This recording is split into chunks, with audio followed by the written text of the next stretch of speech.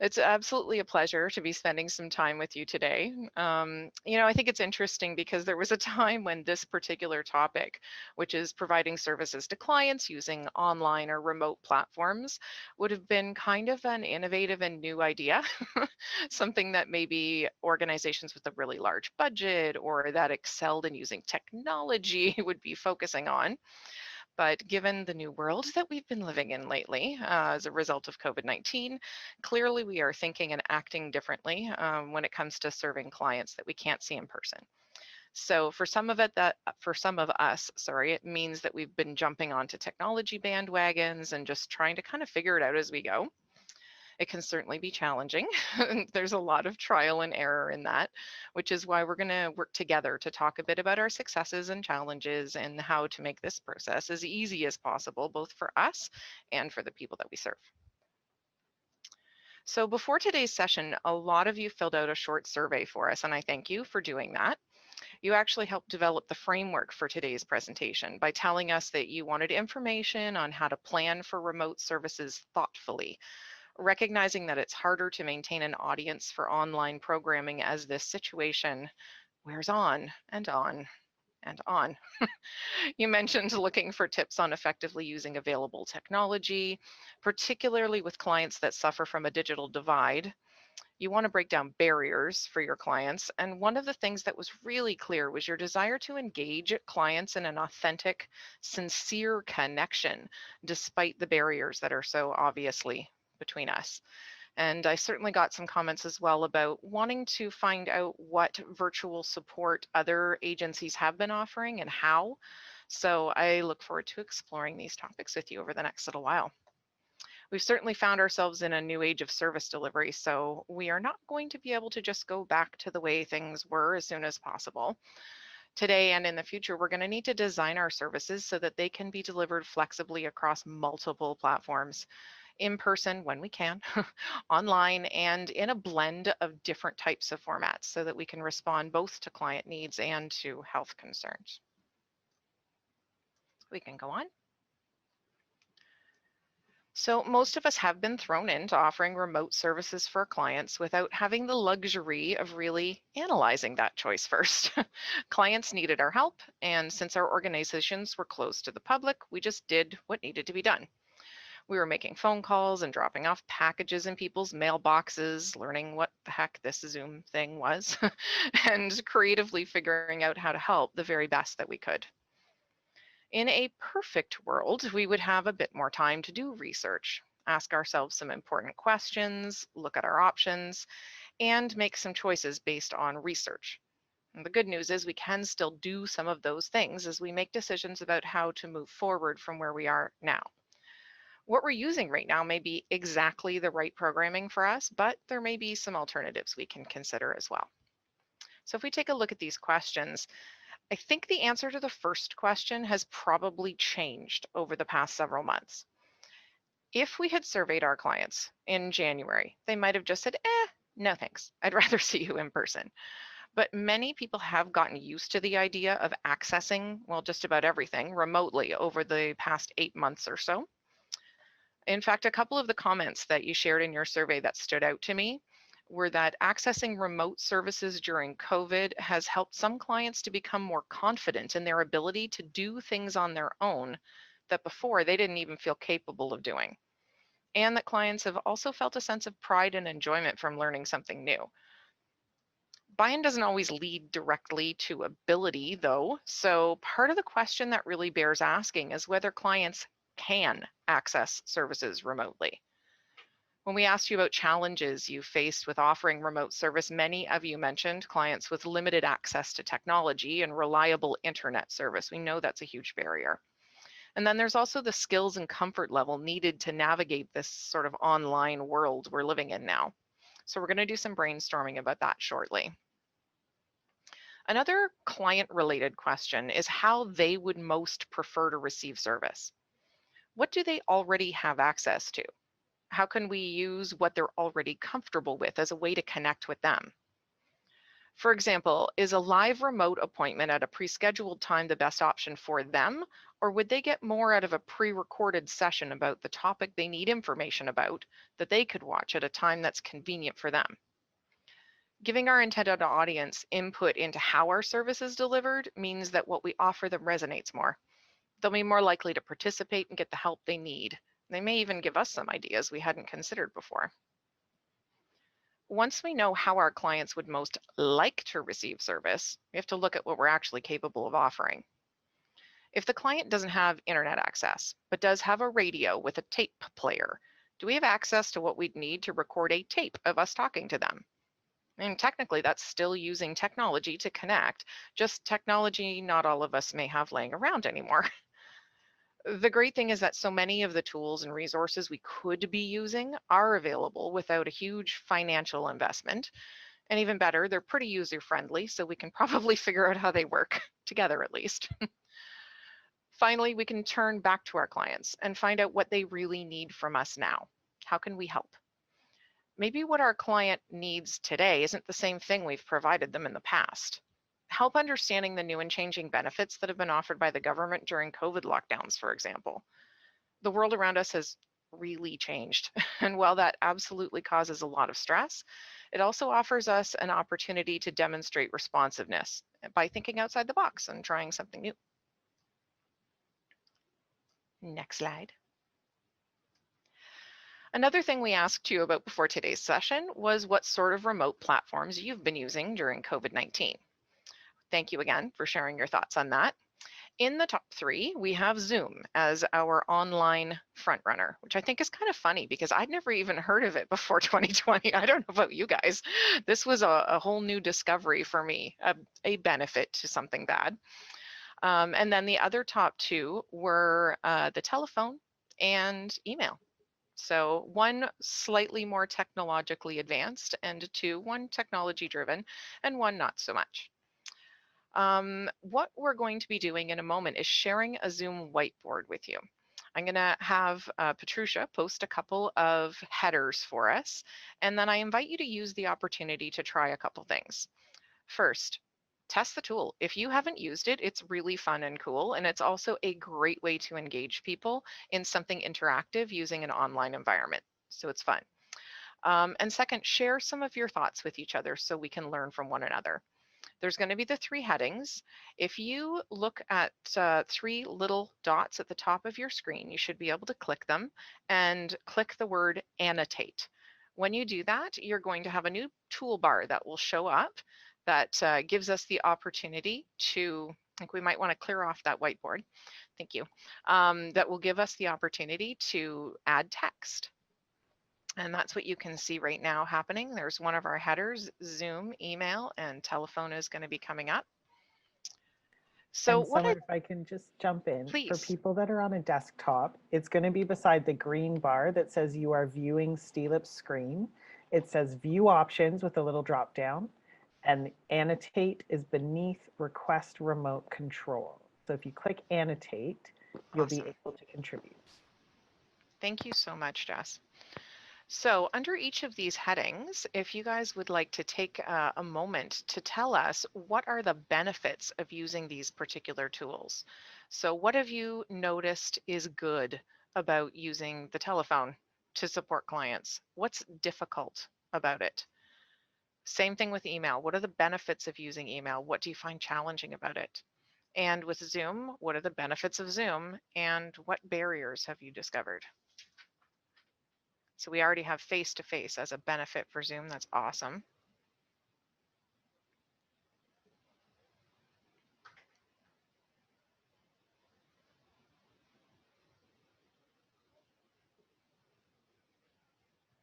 No time constraints for email. Absolutely. Zoom is free. I will say for the limited amount of time, one of the things that we've tested successfully for those folks who haven't played around with it is that if you have a small enough audience, that 40-minute time zone actually doesn't count. So if it's a one-on-one meeting, we've had them go as long as 2 hours with no interruption. So just as a heads up. In Zoom, under the challenges, I can see it can be wearing to be on camera. Absolutely. I totally understand that. With Zoom, you can share documents. I love that. And we can also assume that's something that's handy about email as well. And if I can just interrupt, we have a question in the chat about how to Absolutely. find the annotate option on an iPad. So if anyone Yeah, in I'm the not on room my would like to answer that one. I'm on a desktop, so I apologize, I can't help. I can answer that. To get it up on the screen? Yes. Yeah, So to there's be on the left-hand side at the bottom, it says Steelip screen, and it has a little pencil in a circle. You just okay. press that. Awesome. Thank you so much.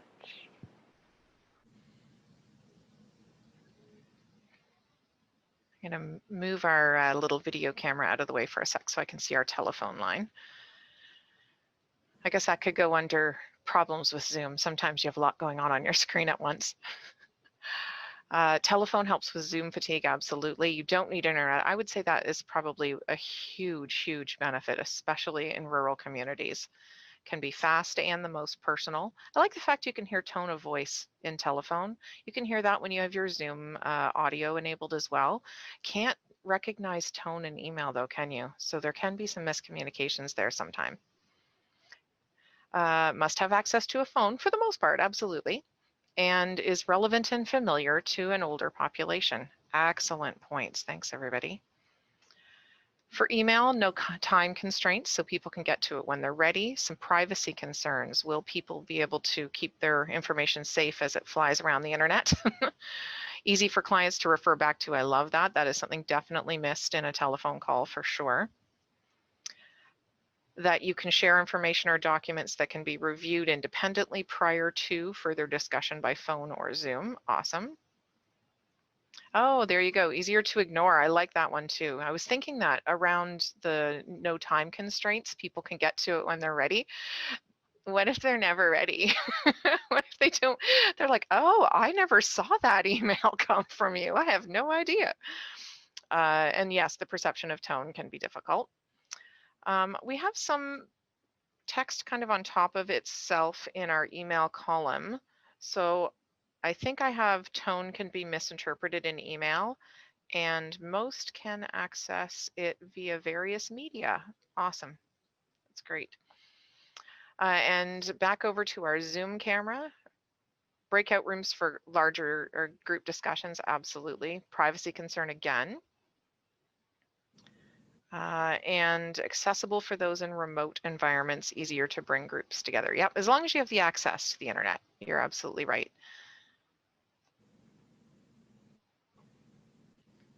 And that is excellent. Oh, I still see another couple popping up there. I don't actually see, because of my toolbar, the one under the green most accessible in the telephone column. I can't actually read what that says. If anyone else can see it and would like to share, I'd be more than happy to hear it. It says self-service can be spotty. Cell service can be spotty, absolutely. Perfect, thank you, that makes total sense. All right, great comments, everybody. Thank you so much. And I think we saw something pop up in the chat as well that I want to mention. Able to scan documents from a cell phone. Love that technology. Fantastic. I was assuming we have a smartphone. Perfect. Okay, thank you so much for all of your input. We're going to save the whiteboard and then close it and move on.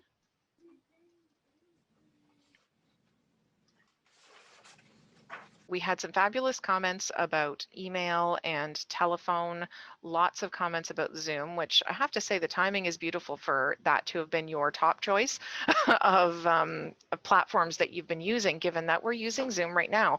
So many of the things that we're talking about are things you will have already experienced in today's session, or they're coming soon. So it's a really great real life example of how to use technology like this. Obviously, we've done some experimenting with online delivery ourselves as individual agencies. And as a result of that, we know that it's a place we're probably going to need to live with a lot of clients. That said, there are lots of things to consider when you figure out how you want to do that online delivery. One of the big things that I encourage people to keep in mind is that there is no one right way. There is no one answer that's going to work for every client. In fact, sometimes what will work for a client today isn't going to work for that client tomorrow. So when we develop programming, when we think about how we're going to offer our service, figuring it out not just once, but a couple of different times across the telephone, email, and using an online delivery service with our dream of being in person together as a fourth option, figuring out a way that we can develop and deliver those programs across all of these platforms and rotate back and forth is what will really be a winner for us. So when you're choosing what you want to have in the online category of programming, think about its cost and budget. Like, what do you have to spend and what do they want to charge you for access to this online platform? Some of them are free. We've already mentioned that you can get a free version of Zoom. Others can cost over $1,000 a year to use. So that can obviously be a barrier. And one of the things that I would recommend is if monthly or yearly user fees are a challenge, think about whether an opportunity might exist to share the cost and use of a platform with another agency, especially if you'll only use it sporadically. You could create a calendar for who is using the program on what days so that there's no doubling up or accidental misbooking, and then you only have to pay half the fee instead. So that can be a way to make online platforms a bit more affordable. We also want to think about the commitment, because before we actually buy a program, we really want the opportunity to find out if there's a trial period and use it for a bit, see how it works. Or if you sign up for it, are you going to be committed to a year-long contract, whether the program works for your systems or not? Speaking of systems, the system requirements of the platform are something that you should look into before ever committing to a purchase or even just a trial of a program. Whether it will work with your computer systems is one of the pieces of that, but you also want to think about the systems of the folks that we serve. So some newer technology in particular may not work with older computers that our clients could be using if they have a computer at all. It's one of the reasons that I mentioned earlier, figuring out how to offer the same service across those multiple platforms. Now, we certainly know that a lot of clients will have smartphones before they even have a desktop or a laptop computer. So one way to expand who can use the platform is looking for one that has an app for iOS and Android smartphones, as well as usable on a PC. That will expand the availability of people being able to access it. We also want to think about the number of users that it can support at one time and how that compares to how we think we're going to use this platform. If our intention is only to run one-on-one sessions, I guess I'd have to ask, why pay for a platform that actually allows you to have 100 users at once? And on the flip side of the coin, there's really not much point in starting to use a platform only to realize you've outgrown it before you even really got started. This next one I think is super important. It's what kind of training or technical support the program offers. Especially if we or our clients are not used to the platform, or maybe we're not feeling super confident in our technical skills, knowing that there's help available is a hugely important piece of the puzzle. Now, many platforms offer video tutorials that can walk you step by step through their features, but at this stage of the game, you pretty much can open YouTube and type the name of the program and the word tutorial, and you'll probably find about 100 people that tried the program out and thought, wow, this was difficult. I'm going to make a quick video to show other people how to make it easier. So YouTube is definitely a huge advantage these days. And finally, the opportunities for interaction that the platform offers. So we've used a lot of them already today: chat feature, reaction buttons, maybe ways for attendees to put their hands up. Some programs have built-in emailing options and file sharing. Obviously, we've seen screen sharing and polls, breakout rooms. The whiteboard, like we tried earlier. One caution that I have, though, is what's the old saying? With great power comes great responsibility. In other words, having lots of tools is great, but managing them takes a lot of work. So I am a big believer in teamwork, especially in a large group where you're using lots of the bells and whistles that may be included in a program. I'd recommend tag teaming your work so one person is responsible for facilitating the meeting or the information session while another person handles the tech. That way they get the busy job of watching and responding to chat messages and assisting participants with technical issues and launching polls and controlling microphones and monitoring breakout rooms. It's a lot to do is what I'm saying. And it's a practice certainly you've seen us rely on today in this session. So let's think about those things for a moment, all the stuff that I just covered in the bullet points you see near the bottom of the screen. What sort of features do you think would be most important to have embedded in a platform that you would use to provide online service? In just a second, a poll is going to appear on your screen, and I invite you to choose the options that feel most important to you. You can make more than one choice if you'd like.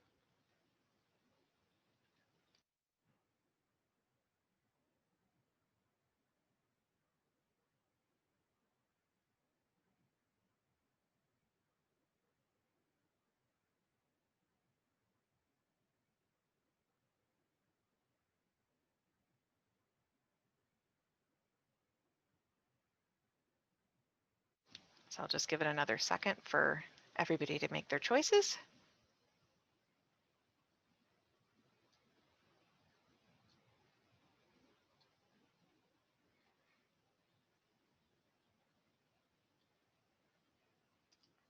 And Patricia, can you share the results of that poll with us?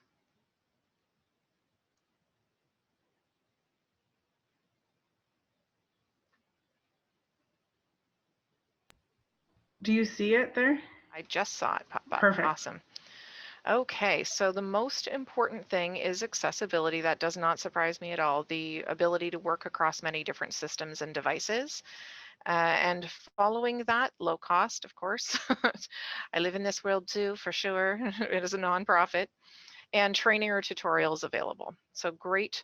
Now that you have an idea of your priorities, the next step is going to be researching what platforms best meet the needs that are the highest on your individual list. So we'll move to the next slide.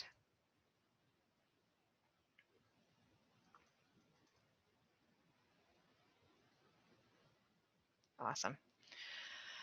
So as we're making our research decisions, we have to consider obviously our client's ability to use the service delivery platform we choose.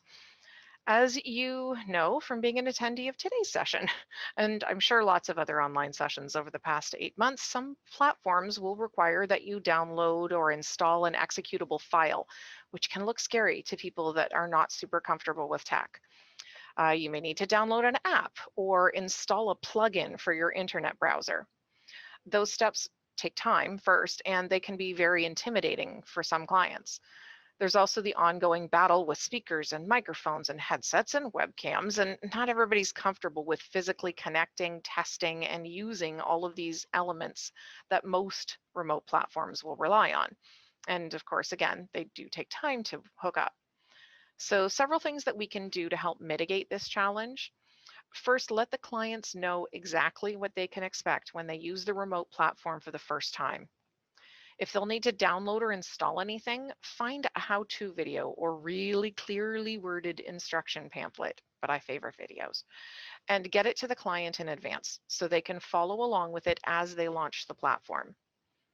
Let them know what the tech is that they need and provide them with instructions on how to physically connect that technology to their computer and test it to make sure they have it working if they haven't done it before. We can actually build that time in for clients to go through this process by encouraging them to begin setting up for a meeting 15 minutes in advance. Let them know that the process takes time, that it is completely normal for it to take time, that it's not them, and that starting early is what will make it possible for you to devote all of your time in your session to helping them. I would also suggest we assume that there's going to be a problem. This is where that staff tag team is incredibly helpful. If you provide clients with a way to contact staff for verbal support with setting up the system and installing and testing their mic, headset, speakers, etc., it's really critical for anyone using an online training program for the very first time. We can move on. Thank you. So the fact of the matter obviously is not everyone will be in a position to engage in online services. For some, it's because they don't have the resources. They either don't have a computer or they have an older one that doesn't meet those system requirements. They don't have access to reliable internet service, or they don't have the additional tech they might need. For others, though, their actual experience with computers might be limited, which creates a barrier. Not everyone has the digital literacy skills required to participate in online services. And at this point in our shift to working remotely, we certainly know that just because we offer services online doesn't mean clients will access them. We're going to be breaking into some rooms right now, well, in a moment, with some separate topics to discuss. So I'll set the stage before we send you off to rooms. First, please pick a note taker from your group as soon as you arrive, because in 5 minutes, we're going to bring you back to the main room and ask a representative from your group to share something that you've discussed. Rooms 1 and 2, you will get a pop-up at the top of your screen to remind you of this, but if you're in room 1 or 2, your topic is strategies to support clients who don't have the digital literacy skills required to participate in online services. Rooms 3 and 4, you'll be brainstorming what resources are available to help clients access computers or internet service. And room 5 and 6, you're going to be coming up with some solutions to a mix of challenges that clients can face when accessing remote services. These are things that were suggested in the survey that you filled out before today's session. Specifically, the ones that seem to rise to the top beyond the first two of tech and digital literacy skills were overcoming language barriers in a distance environment, Zoom fatigue, and competing priorities when there are kids or when they have issues. We have so many folks right now that are struggling because their entire lives have changed. All of us, our lives have changed. But when on top of that, you've lost a job and you've lost income and you're now living in a more precarious situation, it can be very, very difficult to focus. So those are some of the things that I'd like groups 5 and 6 to talk about: language barriers, Zoom fatigue, and just other focuses and priorities. Again, if you forget your topic, don't worry, it's going to pop up right at the beginning or at the top of your screen when you get into your rooms. So if we can go ahead and break up now, that'd be great.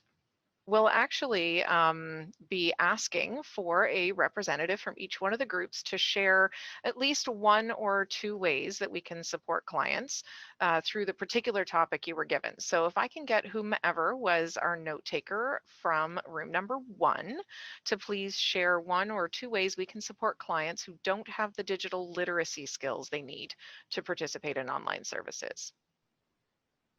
Full confession, I don't know that room number 1 had a note taker. It may have been that we forgot to discuss that instruction, which brings us to the point that there's a lot of information in the online platforms and sometimes basic instructions get lost. But Nicole is raising our bar and she put a resource in the chat actually. That is called Connected Canadians. And so it connects older adults with technology training and support. And their mandate is that they're a nonprofit organization that promotes digital literacy skills amongst older adults by providing free technology training and support. They believe all people should be empowered to use technology safely and effectively to help them engage with loved ones and enhance their quality of life.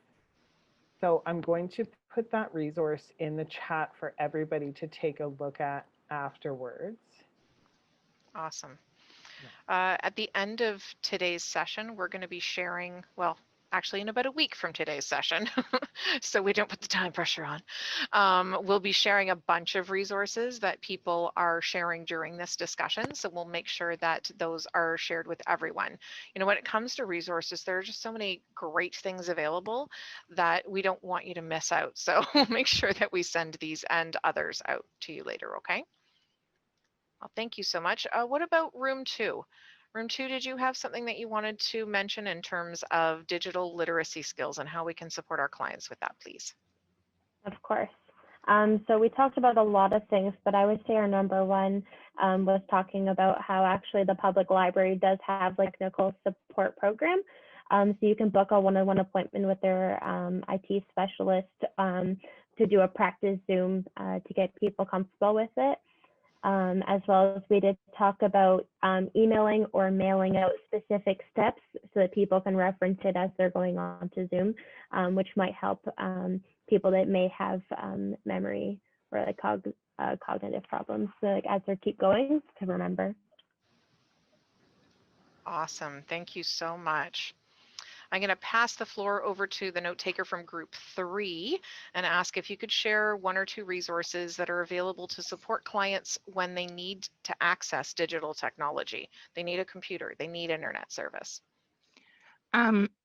So a lot of what we said was during current COVID situation. We're not entirely sure if this is all true or if there is something we're missing, but the Employment Services, YWCA, WIL Employment Connections all offer appointment-based access to computers and or printers to be able to access Zoom, email, stuff like that. The library has, we think, computers for 45 minutes of use, but that does leave an issue with the privacy of doing a Zoom call. But if the client has a smartphone, they can access the Wi-Fi from just out front and maybe have a little bit more privacy while being on their own phone. And we don't know about Ontario Works, if they have access to special support dollars to provide those technological devices to clients. Do we have anybody from social services on the call today? No. Okay, so unfortunately, we cannot address that one way or the other. I do know we have Employment Services Elgin and the YWCA on the call, and I think Will is as well. So if any of the representatives from there wouldn't mind just letting us know if, as I suspect, probably you're not necessarily having clients come in and use computers at this time, but if you wouldn't mind confirming that for us, that would be great. Hi, this is Julie from Fresh Start. One of our new programs actually is kind of offering something like that that's child friendly for parents who have children under 6 years old. So we've redone some of our space at our location for parents to be able to use phones and computers and help do system navigation in a child-centered environment. And then through those appointments could have like a child mind type of space as well. So that's kind of new. So that is a great resource. Thank you so much. And I'll speak for the YWCA Summer. So as I've said a few times in this, we are looking, that's one of our key priorities right now is digital literacy. So we do have classes in Elmer and St. Thomas that are currently open. And so we're trying to get as many folks as we can through so that they can find what they need. Obviously, we're working with people who don't have laptops sometimes. And so we're trying to create with our partners around any excess laptops or refurbished laptops and also the internet accessibility as well. So we've got our English language learners and our skill training upgrading looking at that as a priority to move as many people through as we can in person. Fabulous. Thank you so much. No problem. All right. Can I get a representative from group 4 to add anything that you would like to add? And then we'll probably address a couple great things that have come up in chat as well. I can jump in for group 4. It's Dana. Thank you. You're welcome. So yeah, St. Thomas Public Library does have computers that can be booked for 45 minutes. We're open from 10 to 6 Monday to Friday and 10 to 5 on Saturdays. Also, with respect to people that are needing to do something that requires a webcam and a bit of privacy, like a job interview, we are on a case-by-case basis making a laptop and a room available in the library. I'm not sure we could sort of sustain that for large numbers of people, but for the numbers of requests that we've had, we certainly are trying to accommodate people and make that possible for them. So I guess just to let people know that we do have those facilities available. Fabulous. Thank you so much. And group 5, can you tell us a little bit about the things that you've got to suggest regarding some of the other barriers that we discussed? So we first started talking about what Zoom fatigue was. And so one suggestion was to be able to offer different platforms. So some people don't want to be on Zoom anymore. They'd rather just talk on the phone. I think we've kind of talked about that. For overcoming language barriers, we spent most of our time talking about that, just because how actually a virtual platform is actually helpful in that sense, because you don't have to wear a mask. So then you can read lips or read body language and things like that. And so there is some preference there in some sense, the ability to have smaller groups virtually. Sorry, I'm just reading here. There was some suggestion about like hearing impaired and being able to see your face, or even having clear masks or those shields if you're going to meet in person. Some communities may actually be more like apt at doing virtual if they're used to talking to their families from very far away. So there's some benefit there, but maybe they would prefer to come in person depending. Household distractions. So one suggestion was to like understand that children will come into the videos, so engage the children. And then we kind of got cut off at that point, but someone was suggesting that it's actually kind of humanized everyone in a little bit of a way. So that's been a bit refreshing, because we all have lives outside of work or whatever the relationship is with the client. And so it's kind of helping you get to know them in a more dynamic way. And then we didn't get to the other thing, so. It's okay, you guys covered a heck of a lot in 5 minutes. Well done. Group 6, do you have anything that you would like to add in terms of these additional barriers? What other great ideas did you come up with?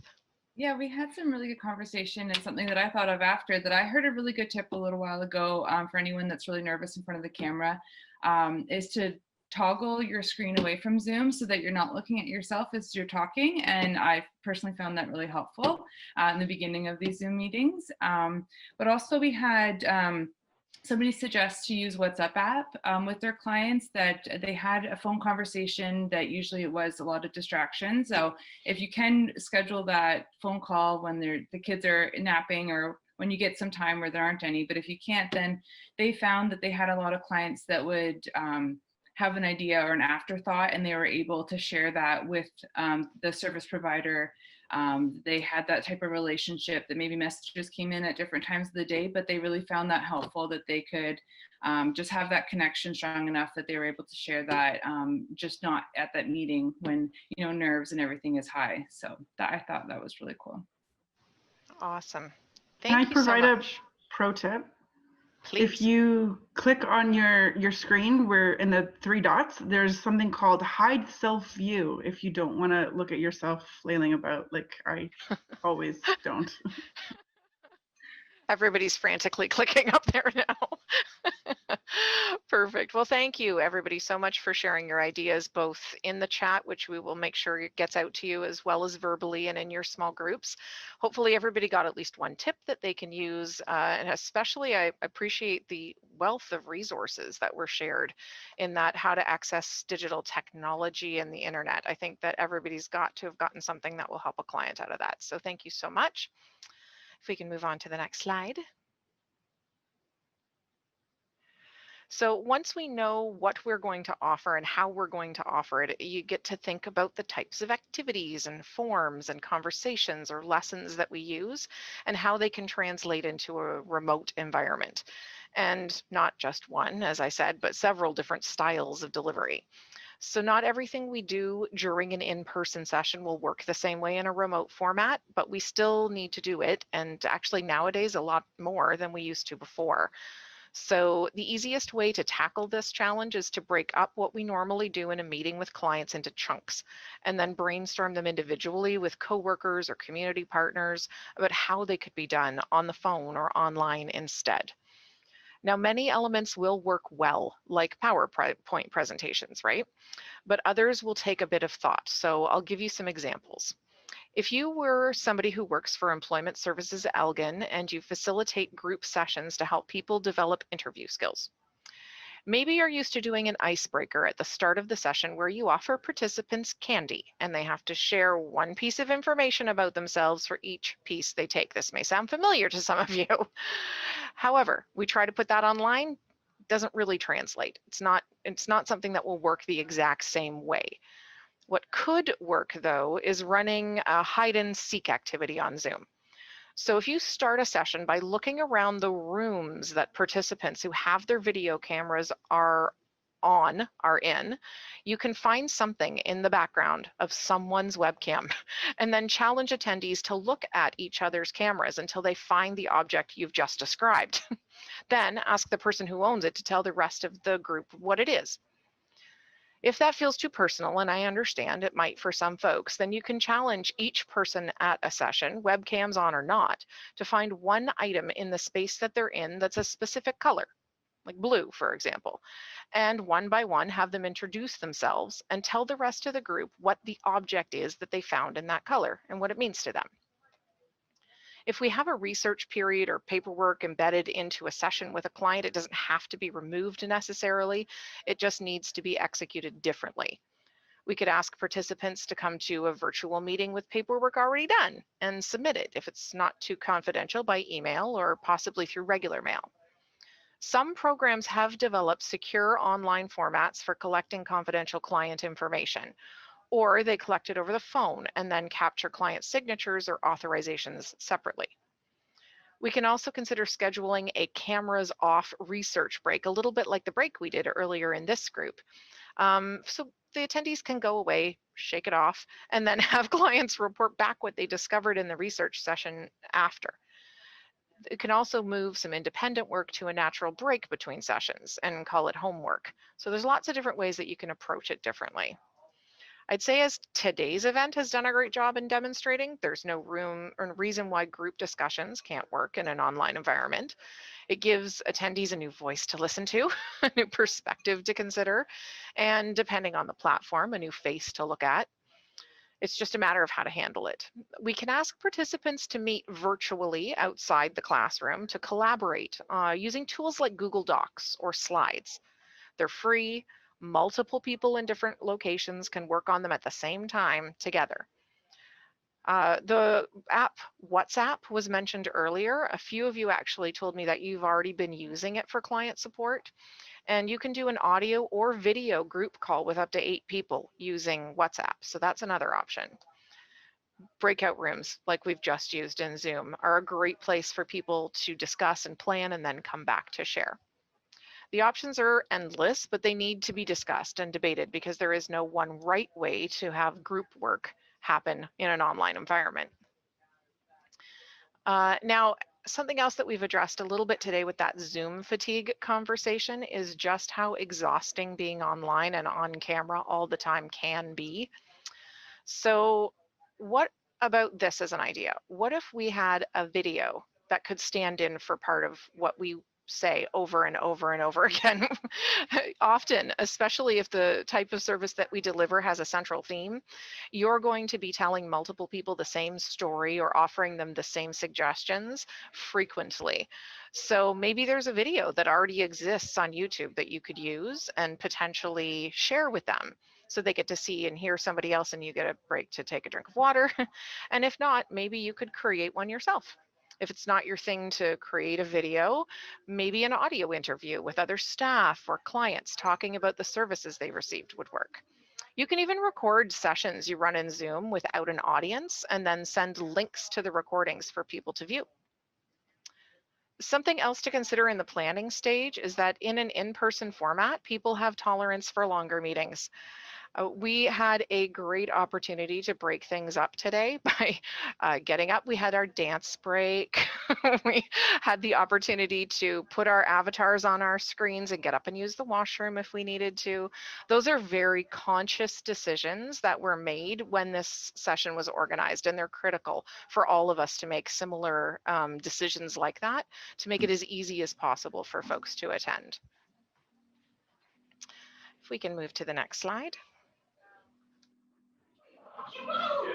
So by this point, we know what we're going to offer. We've talked about how to recast it in a format that works in a couple of different ways, and we've researched and chosen a platform.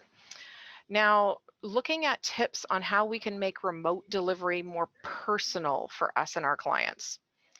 Aside from the lack of access to the technology required, one of the biggest challenges you reported with online or remote delivery was a lack of real relationship building. You mentioned that it's harder to build rapport, that clients can't seem to relax or be candid with you, that some of the cues of body language are lost, and that building meaningful relationships is just harder. So, some ways we can counteract that. First, before we welcome clients to their first remote appointment, let's find out a little bit about them. It not only cuts down time during the actual session, but helps us establish the start of the relationship. And it gives us some valuable information we can use. So some of the questions we can ask during intake could maybe be spread out this way too. Reduces stress on the client, gives them a chance to ease into conversation with us. Even just a brief get to know you, like what made them interested in this service? What do they hope to get from it? The answer to this type of question can help us understand the client's motivation so we can speak to it directly during the session. When we use this information, we can quote them directly. You told me you wanted help with X so that you could Y. And what we're going to talk about today will help you reach that goal. Showing them that we've heard what they said and paid attention will make them feel like a valued part of the client service provider relationship instead of a passive recipient of information. Another great question is, what do they already know about or have experience with? Have they used a similar service before, already taken training in a related field? This provides us information we can use to honor the past experience and understanding of a client, and helps us craft information sessions that don't just tell them what they already know. We can use this information during remote workshops in particular to draw on the expertise of the individual client, asking them to directly share information or opinions we already know that they have. We can go to the next slide. I just launched a poll. Perfect. Sorry, I know that we're getting tight on time, so I was trying to save a bit of time. The poll that has popped up on the screen. I'm just curious to know if you've ever done a get to know you client questionnaire before. So we'll give you a minute to quickly make your selections there.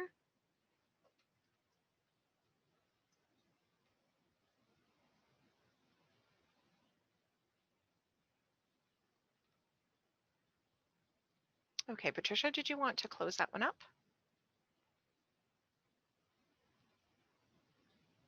Okay, so 23% of us have used something like that before and 77% have not. So I hope that you'll take that as an idea to take away and play with and see what you could do to start building that relationship before you even have your first meeting with your client. So in addition to the information we'd learn out of that client questionnaire, there are several things we can do during the remote session with clients to honor or engage them and enhance that relationship building. First, we want to let them know when and how to provide input and ask questions and give feedback, and ensure that they know we want them to. Most of us respond better to a conversation than a lecture, and while we'll be making decisions about how to engage clients in advance, they may not anticipate what they should or shouldn't do. Because we want them to be engaged, we want to create opportunities for them to answer questions. Executing an interactive Q&A online does require forethought and consideration of what tools are included in the platform that you're using. It's pretty simple if it's a one-on-one session, or obviously over the telephone. It works pretty easily when you're asking questions. Even in smaller groups, it can be easy, but having large groups can make it a whole lot more difficult. So suggestions I would make is that we can ask questions and generate answers through the chat feature. It's another way as well to help engage folks that may not have a working mic but still want to take part in a session. We can also have participants use a reaction button to indicate if they agree with a statement or if experienced something similar to what we're discussing. If you watch what sort of reactions pop up, then we can summarize what we see. And to increase engagement, we could even pick one of the people who used a particular reaction button and ask them to share why they responded the way they did. As we've done throughout the session, we can launch polls or surveys that attendees can click to respond, and then see the percentage of people who chose each of the possible responses at the end. They get to learn a little bit about the thoughts and perspectives of their fellow attendees. But the one thing I'll mention is because they're multiple choice, they do not lend themselves well to open-ended questions. You have to already know basically what the answers are supposed to be before you build a poll. Another great multiple choice option to engage attendees are online quiz tools outside of some of these other platforms we might be using, like Kahoot. They can be used to create interactive multiple choice quizzes that can be answered either online or in an app, so accessibility, allowing participants to register using a nickname, so anonymity, and compete for a high score, which is just fun. You can offer opportunities to brainstorm just as you would in an in-person session with breakout rooms, and reinforcing as people come back from those breakout rooms the value of the things that they have shared with you is a really great way of encouraging them to continue to talk. As well, when new topics arise that connect to comments that people made earlier, talking about it is a great way to bring them into the session again and let them know that you've been paying attention. We can go a little bit beyond just verbally acknowledging participant input too. We can demonstrate we're listening by using online platforms, built-in tools, or sharing our screen and displaying a whiteboard or a blank Word document. Then as people are talking, you can summarize what you're hearing from them. It's a great way to let visual learners know that you've heard them and reinforce the concepts that they've been listening. So it's a really nice sort of double hit, and then you can save your document at the end and go back and reference what was shared during the session or share it with others as well. And then the last tip I would have for engaging clients online is to make sure that we offer them choices, especially in longer meetings or online sessions. If we can build in opportunities for clients to select from different ways of completing a task, as long as the overall goal is achieved. So as an example, you could challenge clients to use the internet to find an example of something related to the topic you're discussing that they think reinforces the lesson. It could be a meme or a YouTube clip, a photo, a blog post. The platform itself isn't the important thing. The opportunity for you to check for understanding and reinforce learning in a self-directed way is the important thing. And sharing their found item and explaining its significance to the topic provides more opportunity for client engagement. Something to keep in mind that when remote sessions or workshops are done, they don't actually have to be done. There are several things we can do to confirm that your time with them was effective, engage them after the session was done, and reinforce the work that we're doing. The first thing we want to do is confirm they got something out of the meeting. In a perfect world, it would be what they came in for in the first place, but truly it may not be the case.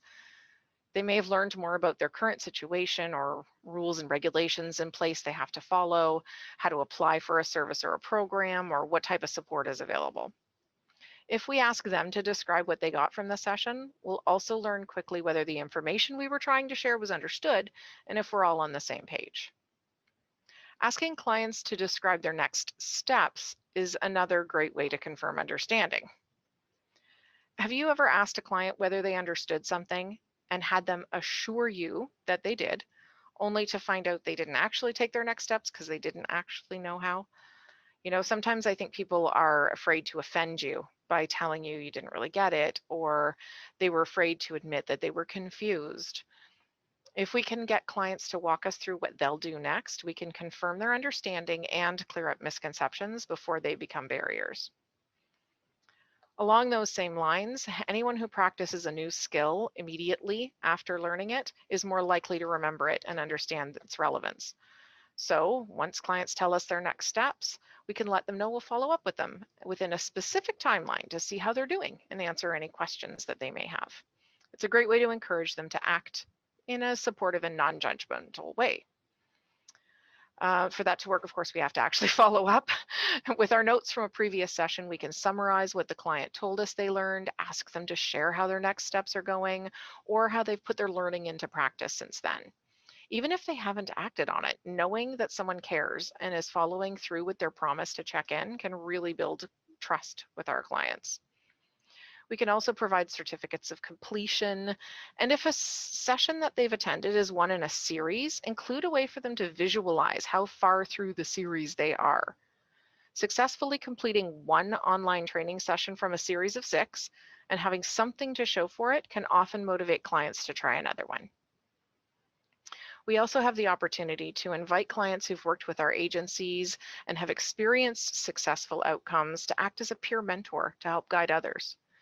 This demonstrates the value of what they've learned, provides a role model for newer clients, and lets seasoned clients take on a leadership style role that can be a great addition to a burgeoning resume. Next slide, please. So I want to thank you very much for your input before and during today's session. I absolutely appreciate what I've learned from you and know that as we continue to share and discuss how to effectively engage clients in remote service, we'll only grow more together. It's certainly an evolution. We'll continue to change the way we deliver services, and a big part of that will be developing programs that can be delivered in a variety of ways, including in person, online, and a hybrid blended model made up of a host of tools and resources at our disposal. So with that said, I'm going to pass the floor over to Jess to wrap us up. Thank you so much, Summer. Let me get my video back on again. Thank you so much. I'm almost a little bit overwhelmed at the sheer volume of tips and tricks that you'd offered. And so I'm sure others like me are thinking, oh, thank goodness the slides are coming. Because I think, I'm not sure if others had this same impression, but there were so many things that I didn't think of, and then you thought of them and then told me how to solve that problem. So I'm very grateful. Thank you so much for being here. And thank you for Pleasure. running discussion with us.